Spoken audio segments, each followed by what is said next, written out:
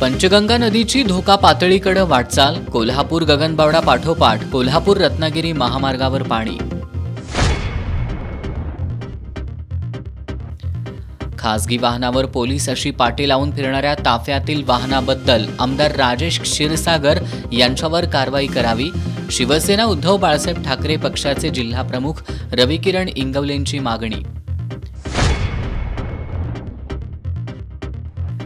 कोल्हापूर शहर आणि जिल्हा काँग्रेसच्या वतीनं माजी पंतप्रधान भारतरत्न राजीव गांधी यांना जयंतीदिनी अभिवादन। शहरात सद्भावना दौडीचं आयोजन।